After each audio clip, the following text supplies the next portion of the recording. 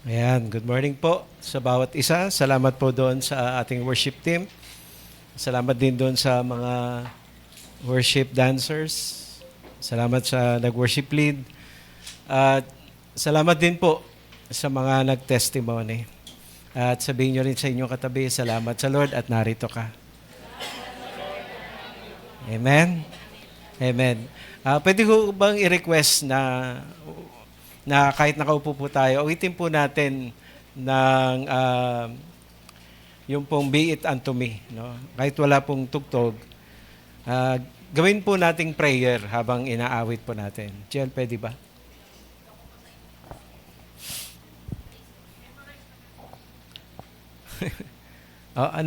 Lalagyan pa ba natin ng o wag na lang? Mukhang alam naman nila. Sige. Okay. Awitin pa natin as a prayer. Ano po? Okay? Awitin po natin sa Lord. Sige, pikit po tayo para gawin po nating panalangin sa Lord.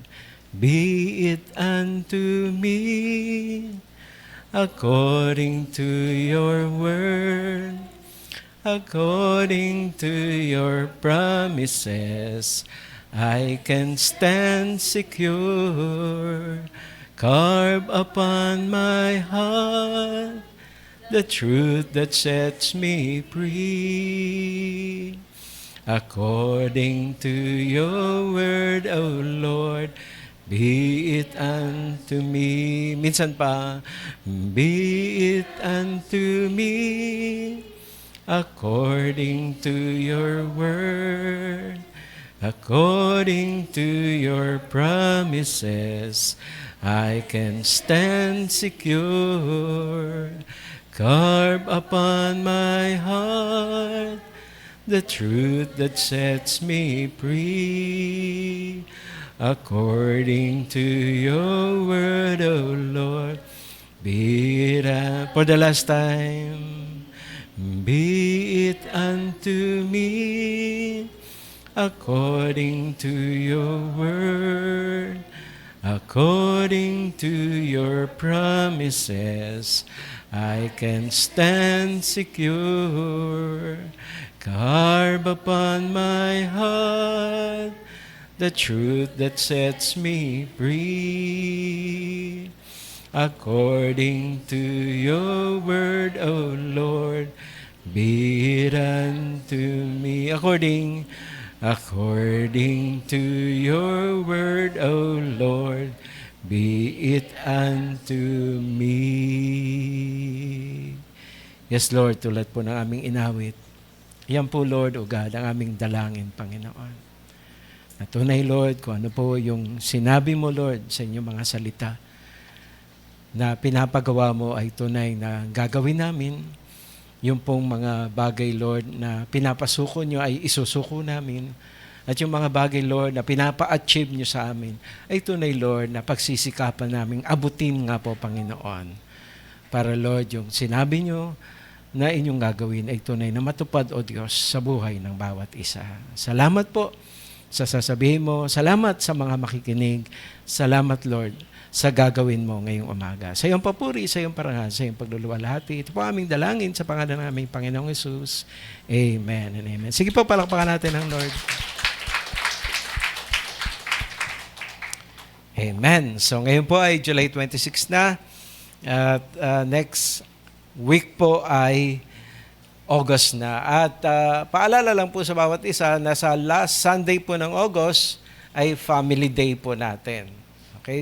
At meron po kaming mga pinagmitingan na exciting po yung pong ating magiging program sa araw po na yon. So siguro sa susunod na mga Sunday ay unti-unti pong i-announce sa atin kung ano po yung mga kaganapan sa araw na yon.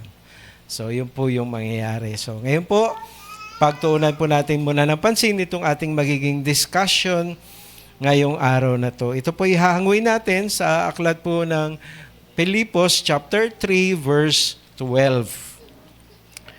Okay, at ang nakalagay po rito, mga kapatid, sabi po rito, Brethren, I do not regard myself as having laid of it yet, but one thing I do, forgetting what lies behind and reaching forward to what lies ahead. Okay, ulitin ko po. Brethren, I do not regard myself as having laid hold of it yet, but one thing I do, forgetting what lies behind and reaching forward to what lies ahead. Ang ating pong paksa na pag-uusapan, the one thing all Christians should do. At ang pinaka-discussion natin ay, what is the one thing all Christians should do? Okay, bilang panimula po natin, bago tayo po nakakilala kay Lord, ang dami po nating nagawang mga mistakes. Sino po yung walang nagawa? Okay, wala pong ganoon. Lahat po tayo, meron pong mga nagawang mga pagkakamali at pagkukulang. At totoo po, sa totoo lang, kahit ngayon, may mga nagagawa pa rin po tayo na mga mistakes po. At hindi po maiwasan na yung mga nakaraang pagkakamali at pagkakasala ay nagdulot po sa atin ng kasakitan at ng mga pagdurusa.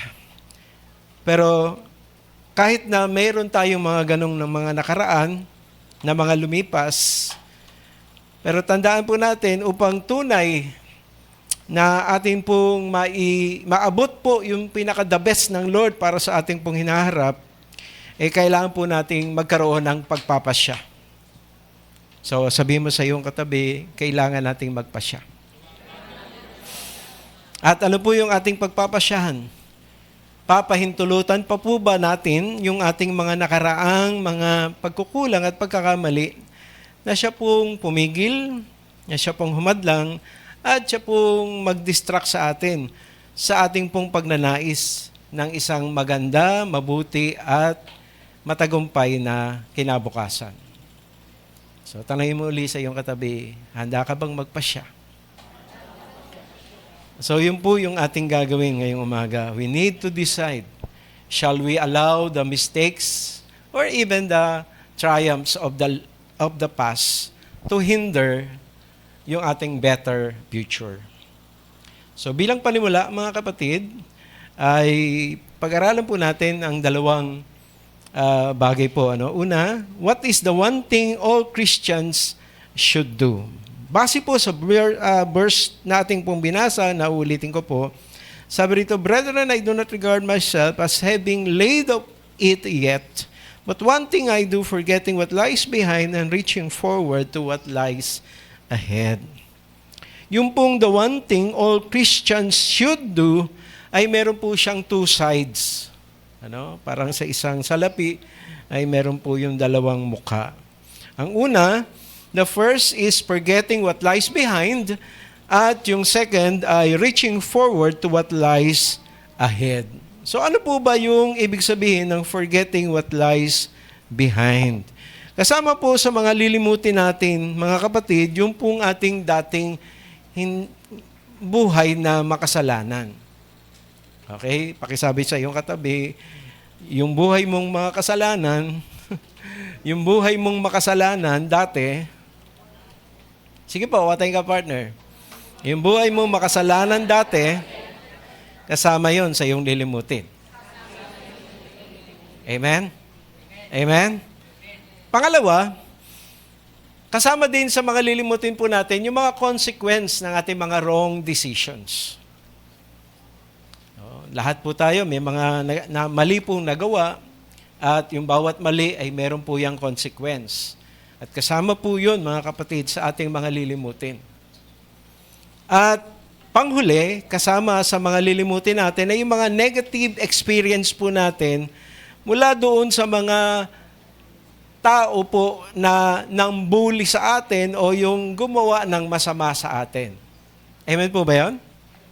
Amen po ba yun? Kasi meron po tayong mga experiences, yung mga estudyante, nabubuli sila, tayo, nabubuli din ang ating kapitbahay. Tapos minsan sa pagsakay ng jeep, minsan meron pong nambubuli sa atin doon. Marami po tayong mga negative experiences. At minsan, mga kapatid, hindi natin naiiwasan. Hindi maganda yung experience mo sa trabaho, nadadala mo sa bahay. Hindi maganda yung experience mo doon sa biyahe, nadala mo doon sa iyong pupuntahan. Hindi maganda yung na-experience mo sa bahay, nadadala mo doon sa trabaho, nadadala mo sa pag-aaral. Uminit ang ulo mo doon sa nangyayari sa bahay ninyo, pagdating mo ng school, nakipag-away ka.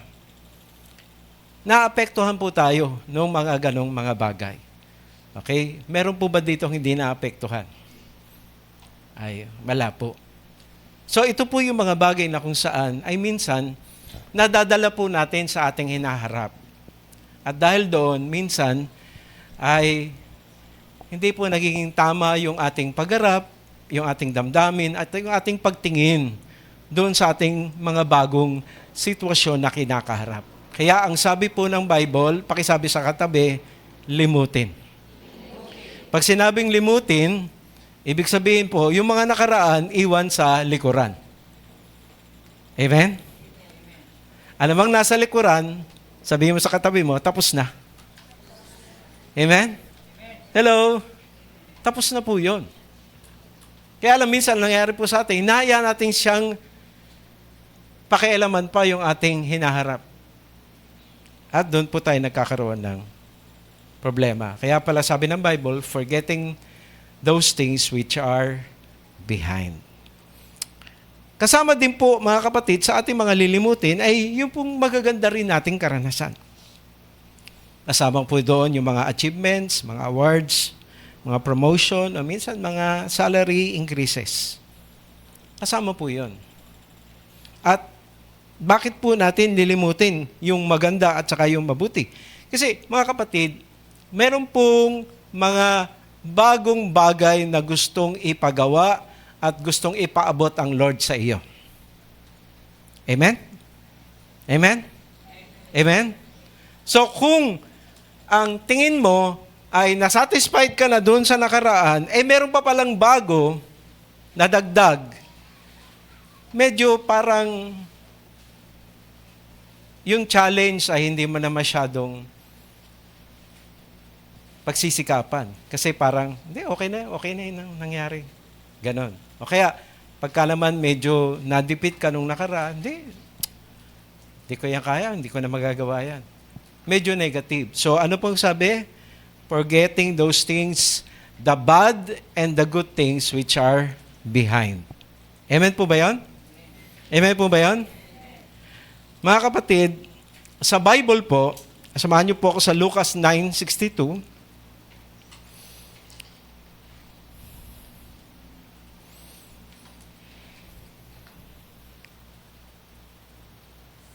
Ayan, Lucas 9:62. Okay, salamat nga po pala doon sa ating pong secretary na gumagawa po na ating PowerPoint. Medyo pinadadali po sa atin yung ating pong pagbasa. Ayun. Sabi po sa Luke 9:62, sabi rito, at ganito naman ang tugon ni Jesus. Ang sino mang nag-aararo at palingon-lingon ay hindi karapat-dapat sa kaharian ng Diyos. Ano po kaya ang principle nun, mga kapatid? Okay? Nag-aararo ka. Nandiyan yung kalabaw. Tapos nandiyan yung araro. Nag-aararo. Ano kaya mangyayari pag gumanong ka?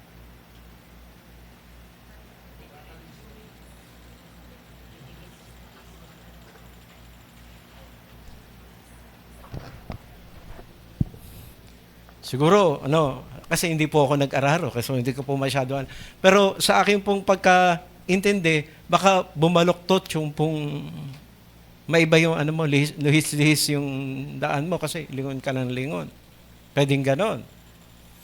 O pwede kaya na masaktan ka o mapahama ka kasi mamaya hindi mo napansin yung kalabaw pala, huminto na, ikaw nasubasub ka doon sa likuran ng kalabaw at baka nasipa ka pa. So maraming hindi maganda. Pero isang bagay po ang tiyak natin, hindi ito sasabihin ni Lord kung wala itong hindi tamang mangyayari kapag kapalingon-lingon. So kaya po sabi sa Philippians, forgetting those things which are behind. So pakisabi niyo sa inyong katabi, don't look back. Meron po tayong kasabihan na ang hindi lumingon sa pinanggalingan ay hindi makakarating sa paroroonan. Tama po 'yon. Pero dito po sa ating pinag-uusapan, hindi po 'yon ang tinutukoy. Siguro kung ang tinutukoy yung natutunan mo doon sa nakaraan, pwede mong dalhin sa hinaharap, yun po yung ang hindi lumingon sa nakaraan. Pero ang sinasabi rito, wag mong hayaang maapektuhan ng iyong nakaraan yung iyong kasalukuyan. Yun po yung punto dito. Andiyan pa ba tayo? Ano po yung ibig sabihin ng reaching forward to what lies ahead? Okay, ito po yung importanteng portion ng ating discussion. Sabi ho ng unang Korinto, chapter 2, verse 9,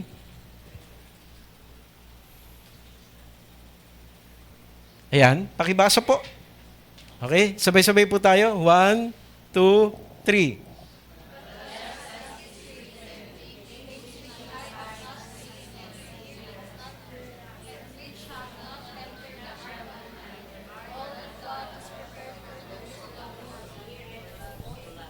Okay, ulit. Okay, 1, 2, 3.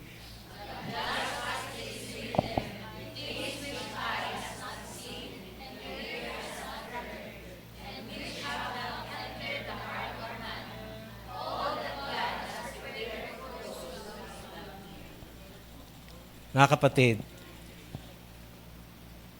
ano po ang sinasabi dyan? Merong good things na inihanda ang Lord sa bawat isa sa atin. Amen? Sabihin mo sa katabi mo, alam mo may good things na inihahanda ang Lord para sa iyo. At sabi po dyan, mga kapatid, hindi pa ito nakita ng mata. Hindi pa ito narinig ng tenga. Okay? Hindi pa narinig ng mata, hindi pa nakita ng mata, hindi pa narinig ng tenga, at hindi pa nakapasok sa puso ng tao. Ano po ibig sabihin nun? Ang ibig pong sabihin nun, mga kapatid, hindi pa ito nangyayari. Hello? So, merong gustong gawin ng Lord sa iyo na hindi ka pareho nung nakaraan. May bago. Amen? Pero kung hayaan mong maapektuhan ka noong nakaraan, tagumpay man yun o kabiguan, kapatid, ikaw mismo yung hahadlang at pipigil doon sa bagong bagay na mabuti na gustong gawin ng Lord sa iyo. Handaan nyo, hindi pa yan nakita ng mata, hindi pa yan narinig ng tenga, at hindi pa yan, mga kapatid. Ibig sabihin, hindi pa nangyayari. Amen? Amen? Pakisabi sa inyong katabi, may sorpresa pa ang Lord sa iyo. Amen? Amen? Amen? Hello? May sorpresa. Yung po bang surprise sinasabi? Hindi na surprise. Di ba? Hello? Hindi na. So kaya po pala hindi pa nakikita ng mata, naririnig ng tenga, at hindi pa nakapasok sa puso. Kasi nga po, bago. At tandaan nyo, yung bago na yon, mabuti yon. Amen? So, hayaan mo ba yung nakaraan na mapigilan at mahadlangan? Yung bagong, mabuting bagay, kapatid, na gustong gawin ng Lord sa iyo. So lahat po tayo po ba ay handa po ba tayong i-surprise ng Lord? Amen? Alam niyo po, kadalasan po pagka nagpe-pray po ako, ang palagi kong sinasabi is, Lord, sa darating na Sunday, i-surprise mo kami. At hindi po ang Lord nagtatalo sila sa kanyang pangako. Sumasagot po talaga siya. Minsan nga lang po, mga kapatid, yung sorpresang iniintay natin ay it comes with different packages. Kasi sabi po ng Romans 8:28, all things work together for good for those who love God and are called according to His purpose. So minsan meron tayong ine-expect, kaya lang ine-expect natin, yung kabaliktaran yung nangyari. Pero mga kapatid, isang bagay po, base sa Romans 8:28, para po maisakatuparan ng Lord, yung hindi pa natin nararanasan, na gusto niyang gawin, na napakaganda at napakabuti, minsan kailangan tayong padaanin sa hindi maganda para merong matabas, mabawas, madagdag, para maging ready tayo doon sa bagong gusto niyang gawin sa ating buhay. Minsan nagugulat tayo. Bakit kailangan kong daanan yun? Hindi. May magbuting layunin ng Lord. Amen? Amen? Pangalawang bagay, mga kapatid, na kailangan po nating makita, ano po sabi sa Bible? Ano po yung dapat nating i-reach forward? Una, yung good things that God has prepared for us to obtain. Pangalawa, basahin natin yung Revelation 20 verse 6. Okay? Ayan, basahin natin. Okay, ulit. Sunod, sabay-sabay. 1, 2, 3.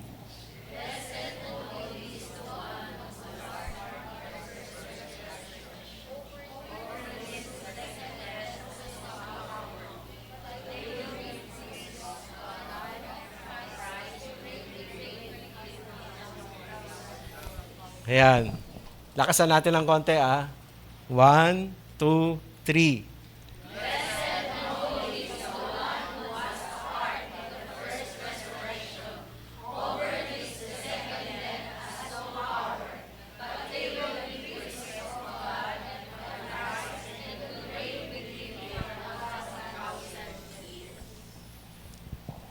Okay, ano po yung dapat nating i-reach out, i-reach forward?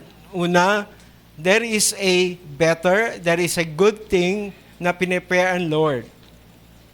Bago, new thing na nakaprepare si Lord. So, wag natin hiyaan nakahadlang yun dito sa likod. So, yun ang abutin natin. Lord, ano ba yung mabuting bagay na gusto mo? Tulungan mo kung mapagandaan yun. Pangalawa, na dapat po nating i-reach forward? Yung tayo po ay mag-qualify sa resurrection from the dead at mag-reign with Christ for 1,000 years. Amen? Amen? Amen? Amen? Alam nyo mga kapatid, sa plano ng Diyos, okay, di ba, ilang araw ni Lord ginawa yung langit at lupa? 6. Pang-7, nagpahinga siya. Okay, dun sa economy ng Diyos, mga kapatid, ay yung pong 6 na yon na panahon ay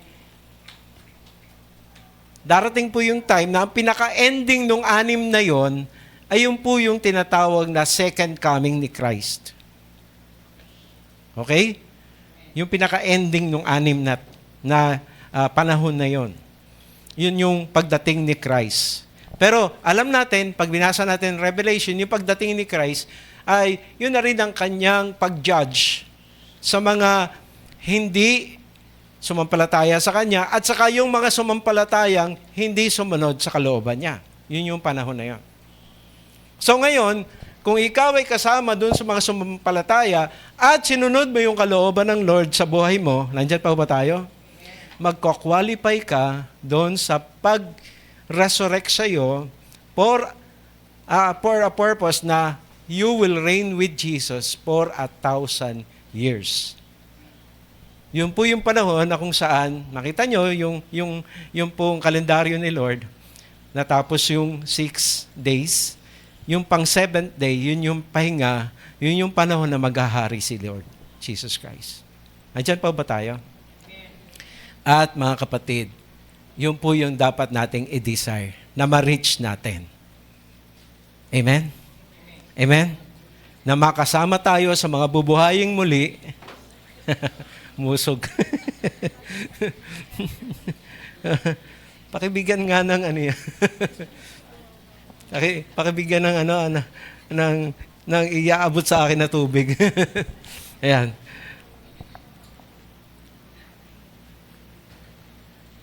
So, yun po yung ating i-desire.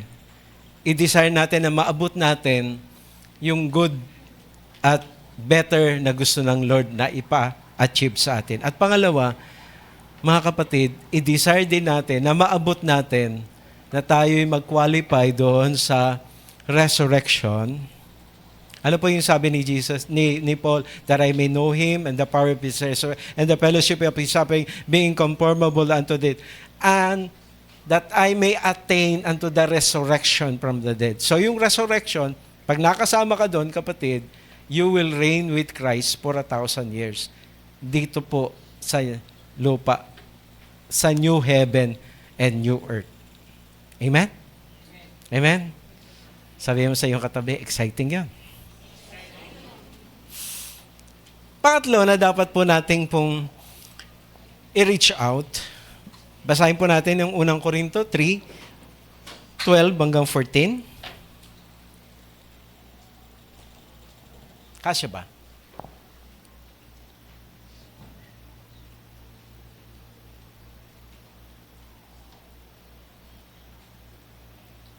Kita nyo? Maliit ano? Pero parang, Ate Ping, tingin ko, kaya mo itong basahin eh. Nakibigyan nga ng mic si Ate Ping. Yung pula.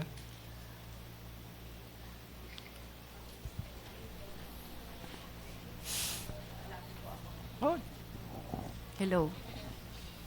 Now, if any man builds on the foundation with gold, silver, precious stones, wood, hay, straw, each man's work will become evident, for the day will show it. Because it is revealed with fire, and the fire itself will test the quality of each man's work. If any man's work which he has built on it remains, he will receive a reward. Ayon. He will receive a reward. Sabihin niyo yun sa iyong katabi. You will receive a reward. Okay? So ano po yung i-reach out natin, mga kapatid? Yung pong better things ahead. Amen? Amen? Sabihin mo sa iyong katabi, kapatid, meron pang magandang future na naghihintay sa iyo. Amen? Amen? Meron po. Meron po. Amen? Meron po. Kaya huwag kang tumigil mangarap. Huwag kang tumigil magsikap. Amen? Kasi may magandang darating na magandang inilaan si Lord sa iyo. Pero hindi lang yon, mga kapatid. Kasi pagkatapos ng buhay natin dito sa lupa, kaya nga inaayos natin, mga kapatid, ang ating pamumuhay. Kasi pag dumating ang panahon, maghahari din tayong kasama ni Lord. So, 3 bagay. Huwag kang magsawang magsikap kasi merong magandang darating. Huwag kang magpabaya sa iyong pamumuhay kasi, kapatid, baka ma-miss mo yung resurrection kasi sayang naman, 1,000 taon yon. At higit sa lahat, mga kapatid, huwag din po tayo magsawang maglingkod kay Lord. Kasi may nakalaan na reward. Amen? Amen? So ano yung i-reach natin, mga kapatid? I-reach natin, ano? I-reach natin, mga kapatid. Una, huwag po tayo, mga kapatid, magsawang magsikap at sumikap doon sa pamumuhay natin. Bakit? May magandang nakalaan ng Lord. Pangalawa, huwag po tayo din magpabaya sa ating pong ginagawang pakikipagrelasyon sa Lord. Kasi may magandang nakalaan siya. Alin? Maghahari tayong kasama niya. At higit sa lahat, huwag tayo maglingkod. Bakit? May nakalaan na gantimpala. Amen? So, yun po yung i-reach natin. Yung better future, yung pong rulership, at ano pa? Yung reward. So, yun po yung gusto ng Lord na abutin natin. Amen? So, what is the enemy of this one thing? Okay, uli, basahin po natin yung mga Pilipos 3:13, sabi rito, mga kapatid, hindi ko ipinalagay na nakamit ko na ito, ngunit isang bagay ang ginagawa ko. Nililimot ko ang nakaraan at sinisikap kong marating ang layuning nais kong makamtan. Kaya ang unang kalaban po ng wanting na gusto ng Lord na ipagawa sa atin ay yung ipalagay nating nakamtan na natin. Okay? Bagamat sa Bible po, importante ang contentment sa buhay tulad ng sabi ni Paul sa Philippians 4:12. Sabi po roon, maranasan ko na ang magikahos, naranasan ko na rin ang malagana, natutunan ko na ang sikreto kung paano masiyahan sa anumang kalagayan sa buhay, ang mabusog o ang magutom, ang managana o ang maghihirap. Yan, pakisabi sa inyo, kapatid, na katabi nyo, importante ang contentment. Amen? Amen? Pero mga kapatid, pagdating po sa pagsisikap po sa mga bagay ng Panginoon, hindi po tayo pwedeng makontento. Kasi ang Lord, meron pang mga nilalaan pa siya. Okay? So, wag po nating akalain na naabot na natin. Pero, may gusto pang ipagawa ang Lord, ngunit umaayaw ka na at sinasabi mong pagod ka na at may mali po doon.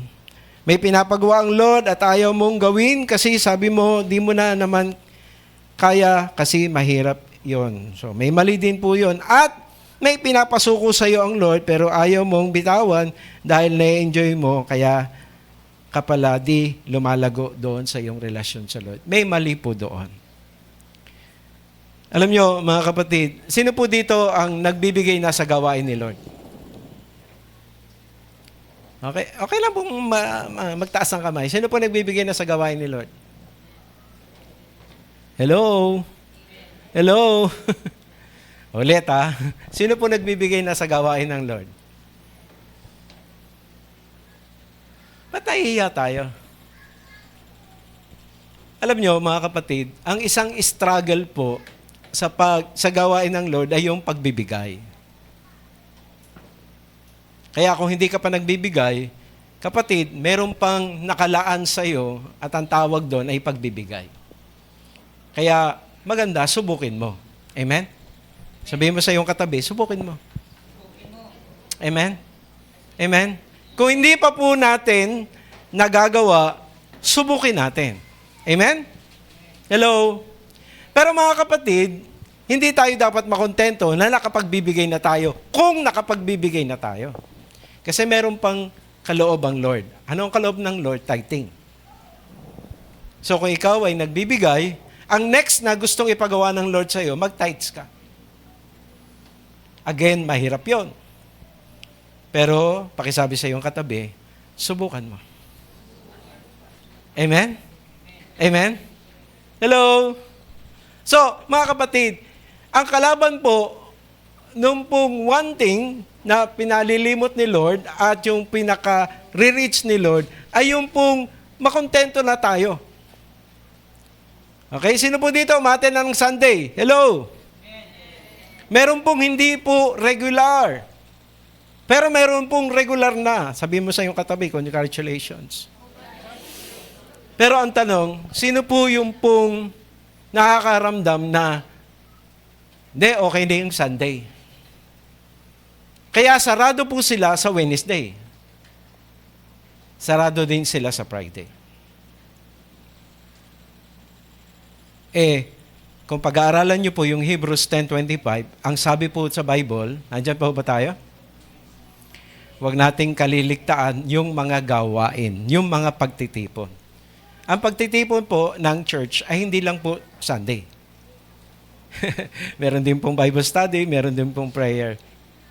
By the way, yung prayer meeting ay papalitan natin, gagawin natin prayer intercession. So, kayong po yun eh. Kaya, minsan po, mapansin nyo, minsan kontento na tayo po'y nakaka-attend ng Sunday. Pero hindi natin napapansin na minsan, Lord, kinakaugnay tayo na hindi lang Sunday. Mag-Bible study ka rin. Hindi lang Sunday. Mag-prayer meeting ka rin. At yun yung bagay na kung saan kailangan po nating limutin yung pong alin, ano lilimutin natin? Na tayo'y nakaka-attend na ng Sunday. At merong bagay na gusto ang Lord na paabot pa sa atin, ano? Bible study, prayer meeting. Limutin natin yung nakakabigay na tayo. Ano pang gusto paabot ng Lord sa atin? Mag-tithes din tayo. Subukin din natin. Amen? At may mga bagay po tayong napagtatagumpayan na. Amen? Amen? Pero mga kapatid, may mga bagay na tayo po'y nabibigo pa. At kailangan nating limutin yung kabiguan. At i-desire natin sa puso natin, hindi. Kailangan magtagumpay din ako dito. Amen? Amen? Hindi. Si Lord naman, mabait naman, pinapatawad naman ako eh. Kapatid, hindi. Limutin mo yun. Subukin mo din, kapatid, na maabot. Ang alin? Matalo mo din yung kahinaan mo. Mapagtagumpayin mo rin yung kahinaan mo.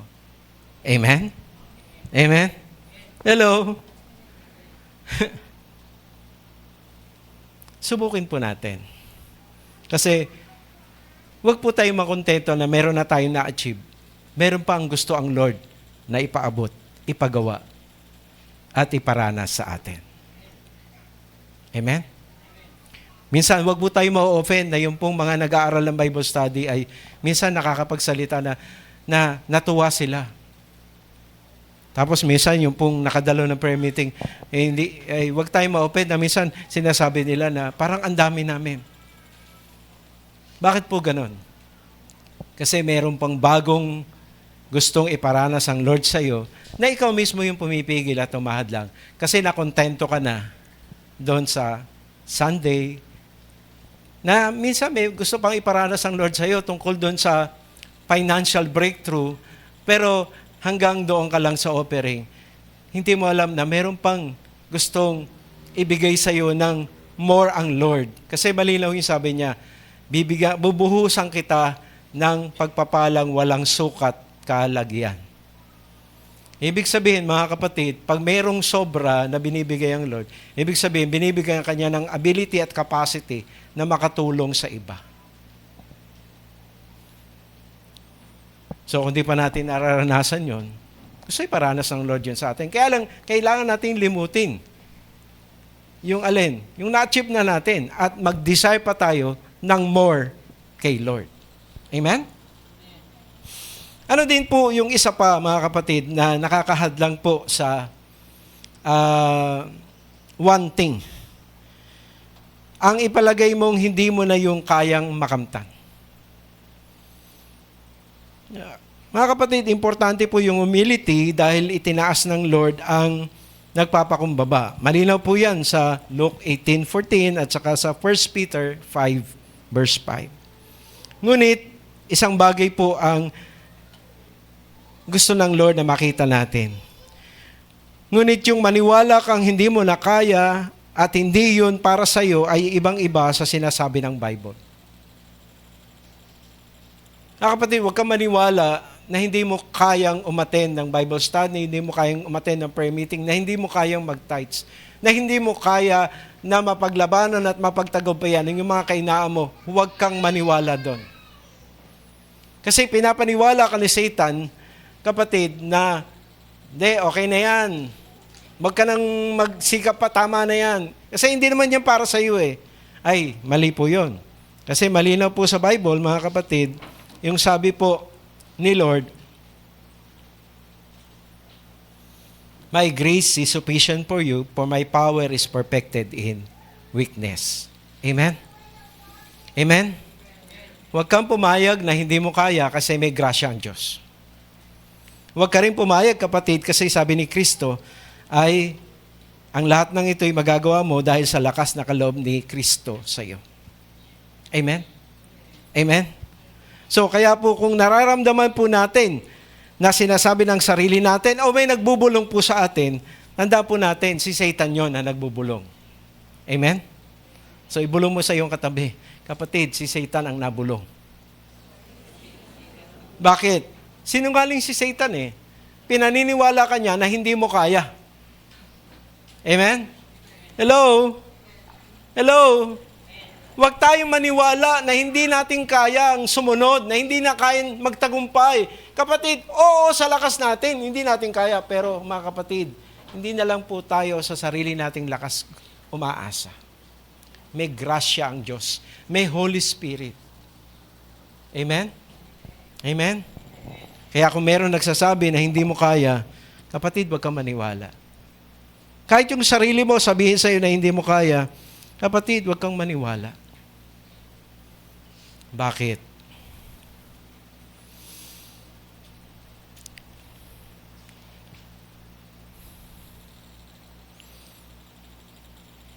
Kasi marami po sa atin, mga kapatid, kung nakapanood na po kayo ng pagtakbo na merong tinatawag na hurdles. Okay? Magugulat po kayo na habang tumatakbo sila, ay natatalon po nila yun, nalalagpasan nila. So, minsan, tayo po'y dinadaya ng kaaway na sinasabi niya sa'yo, hindi mo kaya. Kaya ang gawin mo na lang, ito po minsan ang bulong ang gawin mo na lang yung kasalanan at pagkatapos mong gawin, humingi ka ng tawad sa Lord dahil nagpapatawad naman ang Lord. Pero, meron pong isang pwedeng mangyari na labanan mo yung tukso kasi iba po yung karanasan na bumigay ka sa tukso at humingi ka ng tawad at iba din po yung karanasan na pinagtagumpayan mo yung tukso at ikaw ay lumago sa iyong pananampalataya. Magkaiba yung karanasan. Alin ang gusto mo sa dalawa?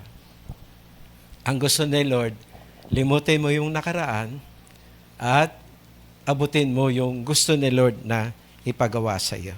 Amen?